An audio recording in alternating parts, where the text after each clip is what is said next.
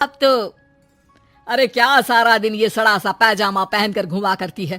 अरे कभी चुन्नी वाला सूट भी पहना कर। चुन्नी वाला सूट उसमें कौन सा बड़ा काम है, ये लो। राधा अंदर जाती है, पजामे के ऊपर ही कुर्ता और दुपट्टा डाल आती है। हैप्पी सासू माँ, अब तो पैजामे से कोई दिक्कत नहीं है ना? सास राधा को देखती है। हाँ कोई दिक्कत तो नहीं, लेकिन बहू तो बहू की तरह ही अच्छी लगती है ना। अरे बिंदी लिपस्टिक लगाया कर। अगले दिन राधा पजामे के ऊपर ऊंची सी साड़ी पहनकर तैयार होकर आती है। सासू माँ, चाय ले लीजिए। अरे राधा, ये क्या झोकर बनी हुई है? अरे साड़ी के नीचे से पजामा दिख रहा है। अरे तो कोई बात नहीं है ना सासू माँ, आप ही को तो बहू ऐसी चाहिए थी ना, बहू जैसी। अब मैं क्या करती? तभी वहाँ श्याम आ जाता है। अरे राधा, माँ के कहने का मतलब है कि साड़ी मतलब सिर्फ साड़ी। आप भी ना पागल हो गए हैं क्या? सिर्फ साड़ी तो सत्यम शिवम सुंदरम की जिन्नत अमान ने पहनी थी। अरे लोग देखते तो थे जी भर भर के, लेकिन आंखें बंद करके। कैसी बातें कर रहे हैं आप? अरे मोहल्ले वाले क्या कहेंगे ना? अरे बस बस श्याम, तू चुप हो जा। ये औरतों के बीच में मत बोला कर। वैसे भी तेरी बीवी को पढ़ाई लिखाई की सिवा आता क्या है? कल को सिर्फ साड़ी पहनकर निकल आई ना बाबा ना, हंगामा हो जाएगा। अरे बहू, वो कहना ये चाह रहा था कि नीचे ये तू जो पजामा सजा लेती है ना, वो नहीं पहनना है ना? राधा सास की बात सुनकर परेशान सी हो जाती है। वो समझ नहीं पाती कि उसे क्या करना है।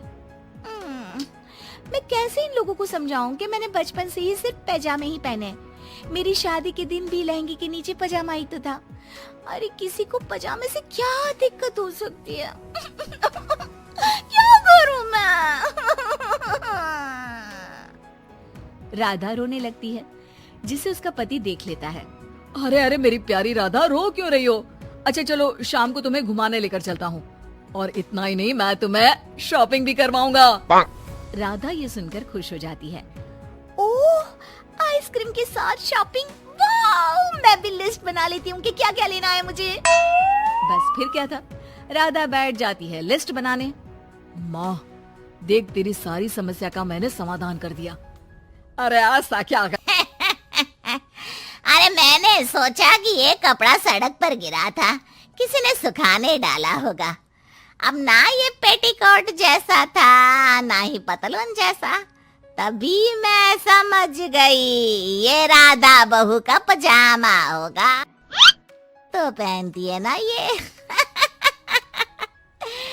अरे चाहे पार्टी वेयर हो या फिर घर का कपड़ा, तुम्हारे बेटे की शादी के एल्बम देख रही थी, बहू ने तो लहंगे के नीचे भी पजामा पहना था।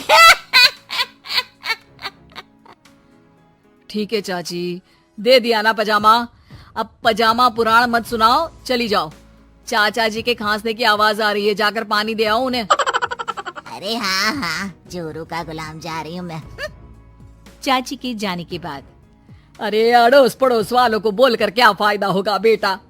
अब तो घर मशहूर हो जाना ही है पजामे वाली बहू के नाम से। तभी वहाँ ससुर आ जाते हैं।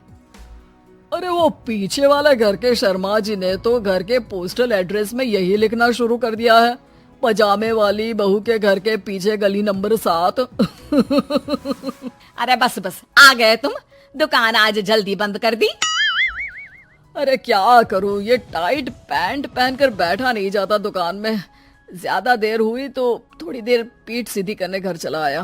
वैसे आज माँ बेटा साथ में क्या बातें कर रहे हैं? हाँ अरे हाँ, बातों से याद आया, बोल रहा है कि पजामे वाली प्रॉब्लम का सलूशन ढूंढ लाया है। जरा बता दो बेटा, क्या समाधान निकाला है? वो मैं ना माँ आज राधा को शॉपिंग के लिए ले जा रहा हूँ। अरे बेटा क्या बात है, कितनी अच्छी बात है। हाँ माँ, इतना ही नहीं, वो तो पूरी लिस्ट तैयार कर रही है कि वो क्या क्या खरीदेगी। जब इतना खरीदेगी तो कुछ अलग तो पहनेगी ही ना। उधर राधा बाजार जाने के लिए पजामा टी शर्ट पहनकर तैयार हो जाती है। चलिए जी, मुझे काफी सामान लेना है। पति श्याम उसे बाजार ले जाता है, जहाँ राधा एक नहीं दो नहीं बल्कि 12 पजामे खरीदती है, वो भी अलग अलग रंगों के। और वो सारे पैजामे लेकर घर आ जाती है। अरे आ गई बहू रानी, क्या लेकर आई हो? पिताजी ये देखिए। राधा अपने कमरे में चली जाती है, लेकिन सास सर पर हाथ रखकर बैठ जाती है। हाय रे फूटी किस्मत, भाग्य में साफ सुथरी सजी धजी बहू दिखना लिखाई नहीं है तो क्या किया जा सकता है। अरे बाजार गई भी तो क्या लेकर आई, ये सड़े पैजामे? राधा इस बार फिर सास का रोना सुन लेती है। मैं क्या करूं भगवान, साड़ी में डर लगता है कि कहीं फंस कर गिर न जाऊं। माँ जी को पजामे से नफरत है, लेकिन एक अच्छी बहू होने के नाते मैं अपना पहनावा माँ जी के लिए जरूर बदलने की कोशिश करूंगी। हाँ भगवान जी। अगले दिन राधा बिना पजामे वाली साड़ी पहनकर सास के पास खड़ी हो जाती है। हाय रे, सूरज आज कहाँ से निकला है? अरे राधा बहू ने साड़ी पहनी है, वो भी पजामे के बिना। अरे वाह वाह बहू, तू तो राजकुमारी लग रही है। अरे लेकिन एक जगह खड़ी क्यों है? वो माँ जी इसलिए कि मैं गिर सकती हूँ।